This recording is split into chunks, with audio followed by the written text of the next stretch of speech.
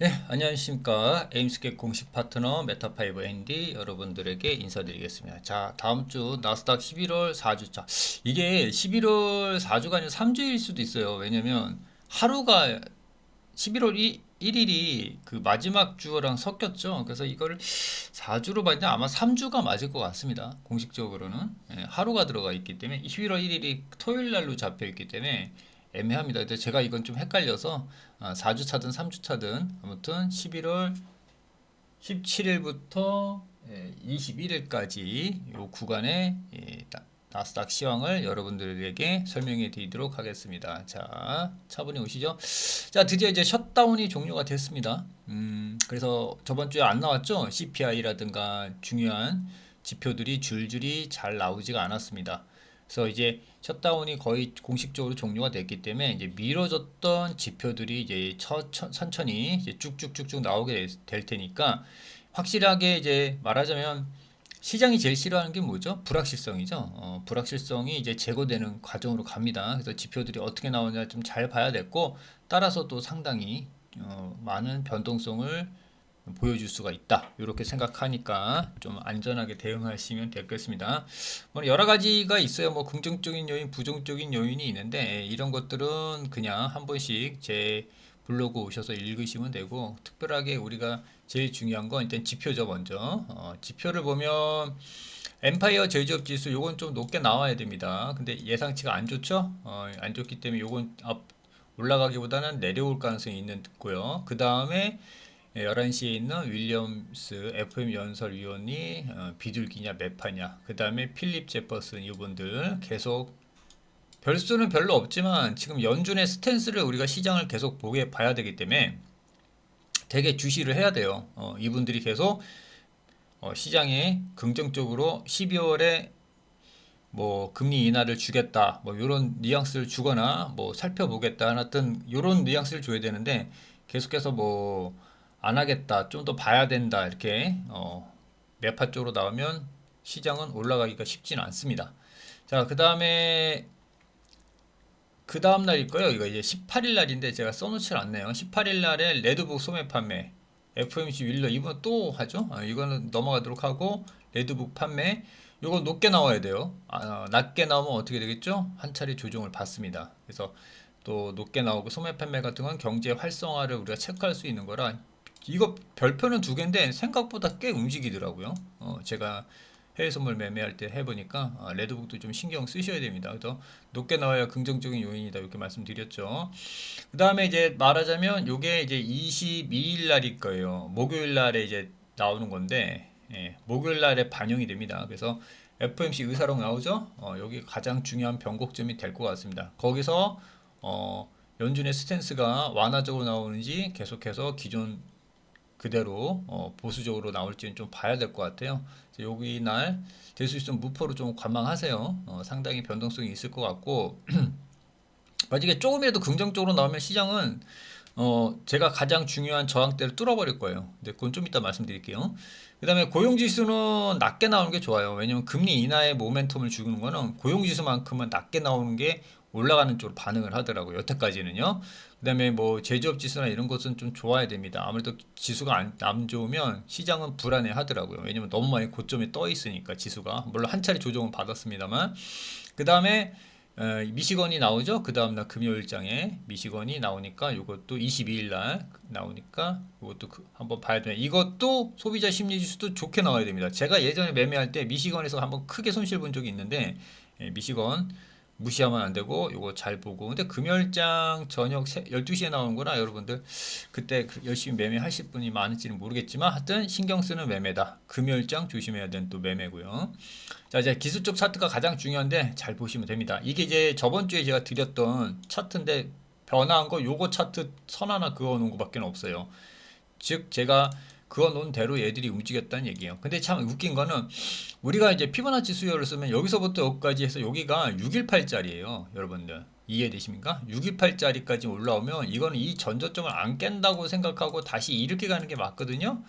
근데 결국은 지표가 셧다운을 해서 지표 제대로 안 나오고 그러다 보니까 계속 한 차례 또 조정을 받았습니다. 기술주 중심으로 해서 애들이 한번 조정 받았죠. 근데 기술적으로 보면 되게 맞는 거예요. 딱 적당하죠. 그죠? 보시면 내가 여기가 가장 강력한 저항이라고 했는데 거기를 못 넘어갔어요. 결국. 그죠? 거기를 못 넘고 1차 저항은 그냥 뚫어버렸습니다. 여기가 1차 저항이라고 했죠. 제가. 뚫었죠? 올라가서나 두 번 두드렸고 안 되니까 3, 4의 모습을 보이고 어떻게 해요? 다시 해서 밑으로 쭉 빠져서 하락 N자만큼 내려와서 1, 2, 3, 4, 5 그리고 다시 대반등. 크게 보면 여기가 가장 강력한 저항일 거예요. 여러분들 이렇게 그어 놓으셔야 돼요. 요 선 하나 잘 보아 놓으시고 일단 저점이 여하튼 깨졌습니다. 깨진 저점은 저점이다 아니다? 저점이 아니에요. 올라가도 반드시 되밀리죠. 되밀리고 안 깨지고 다시 가야 됩니다. 하지만 여기 최대 격전지가 25,750에서 써드릴게요. 25,750에서 25,850 사이는 계속해서 강력 저항으로 강력 저항으로 역할을 할 겁니다. 결국은 이 시장이 다시 신고가가 나오던 고점으로 쌍봉을 쳐서 강력하게 올라가려고 하더라도 이 지수대를 안착을 해야 돼요. 맞고 떨어지거나 돌파했는데 다시 이탈한다면 계속된 하락 트렌드로 봐야 됩니다. 중요한 구간으로 가고 있는 거예요. 그러니까 1차 저항은 얼마든지 다시 뚫을 수 있을 거예요. 여기는 댕고짜리죠. 뚫어서 이 저점만 안 깨지면 다시 올라가는데 결국은 요 선 추세대와 요 라인이 가장 강력한 저항대인데 여기를 안착하느냐 안 하느냐 싸움을 벌일 겁니다. 이제 CPI는 다음 주에 안 나오니까 다다음 주 정도 나오겠죠. 예, 그래서 요 흐름을 잘 보시고 마디가 위주로 딱딱딱딱 움직이고 있으니까 여러분들 잘 체크하셔서 매매하시면 됩니다. 따라서 일단 한번 누일 건데 이것도 재밌죠. 지금은 강력 저항 역할을 하는 거는 1봉이 60분봉이에요. 60분봉에서 보면 240선을 지금 못 넘고 있어요. 그죠? 자 보시면 2평 5, 20, 60, 120 뭉쳐서 빠졌죠. 1, 2, 3, 4, 5 해서 다 빠졌어요. 리바운드 나왔고 240선 맞고 다시 떨어지는 상태. 그죠? 그래서 이렇게 또 추세대가 지금 그어져 있는 거예요, 여러분들. 그래서 올라가서 다시 이렇게 한 번 더 빠질 수도 있어요. 그렇기 때문에 이 자리와 이 자리 구간이 올라올 때는 매수를 조심해야겠죠. 그러니까 25,500 근처부터 25,800 근처 그 사이에서는 매수 조심하시면 돼요. 뚫었을 때 확인하고 안착하는 거 보고 다시 거기서 진입 타임을 잡으면 되고 저렇게 올라간 데서 그 지점에서 계속 매수를 들어가면 여러분들 잘못하면 또 한 번 내려올 때 세게 내려옵니다. 그러니까 조심조심 하셔야 돼요. 이해되시겠죠? 중요한 라인 잡아드렸으니까 그다음에 여기서 지금 월요일날 여기 맞고 떨어져 내려온다면 첫 번째는 24,800에서 24,750 요 사이를 안 깨는 게 가장 좋아요. 그리고 다시 돌려야겠죠. 여기도 보시면 60선을 뚫고 안착했죠. 그리고 나서 240선으로 갔잖아요. 120선 맞고 여기 똑같아요. 60선을 이렇게 깔아야 될 겁니다. 깔고 얘가 뚫고 올라가야 120선과 240선 쪽으로 도전을 할 겁니다. 이해되시겠죠? 이렇게 해서 기술적으로 차트는 아직은 매수보다는 매도가 유리한 구간으로 보여지고 있고요. 맞죠? 역배열로 전환되어 있고 이평도 역배열 중에 있습니다. 다시 뭉쳐야 되고요. 뭉쳤다, 혼조됐다, 다시 정배열로 퍼지느냐 아니면 지금 혼조가 됐다가 다시 역배열로 가면서 드디어 하락장이 나오느냐 중요한 구간으로 가고 있고 국내 지수 선물도 참 할 얘기가 많은데 이거는 뭐 지금 제가 해외 선물을 하니까 여기서 말씀을 드리지 않겠습니다. 해외 선물하고 연동돼서 봐야 돼요. 국내 선물도. 자, 이렇게 해서 잘 대응하시고 한 주 마무리 잘 하시면 될 것 같습니다. 그러니까 수요일장부터 좀 조심해서 FOMC가 나오니까 연설록이 나오니까 조심해서 그 구간에선 조금 피해가는 그 매매를 하시면 될 것 같습니다. 그 다음에 중요 저항대 꼭 체크해 놓으시고 반드시 24,600은 깨면 안 됩니다. 그죠? 전저점을 또다시 깬다는 건 저점을 계속 깨는 거예요. 물론 그러니까 살짝 깨면 나중에 확 들기는 하는데 아직까지는 우리는 기술적으로 보면 계속 전저점을 깨는 거는 좋지는 않습니다.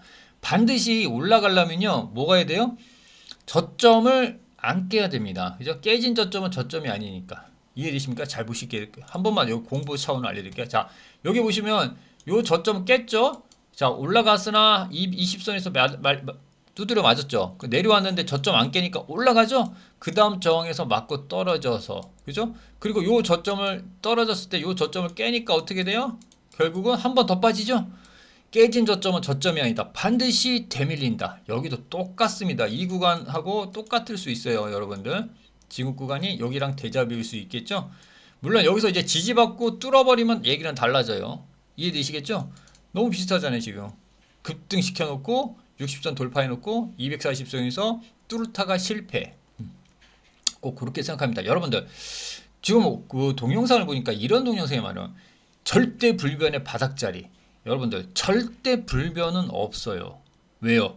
모든 지지는 확률에 근거하기 때문에 그게 뚫릴 수도 있는 거고요.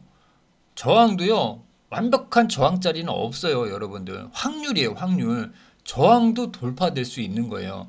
지지가 될 확률이 많은 거지 100% 절대 불면의 바닥자리 그런 거 존재하지 않아요, 여러분들. 모든 건 어떻게 해야 돼요? 확률에 근거한 매매입니다. 바닥이 될 가능성이 큰 구간이지 절대 불면의 바닥자리 이런 거 없습니다. 꼭 착각하시면 안 돼요. 그렇게 생각하시면 절대 안 돼요. 그런 영상에 여러분들이 꼬임에 넘어가셔도 안 됩니다. 모든 건 기법은 확률이며 확률은 리스크 관리해야 된다. 확률은 왜? 100% 확률은 없잖아요. 그러니까 리스크 관리 꼭 하셔야 됩니다. 저는 이건 누누이 강조드려요. 자, 이렇게 해서 다음 주 시향 마치고 마무리하도록 하겠습니다. 감사합니다. 에임스캡 공식 파트너 앤디였습니다.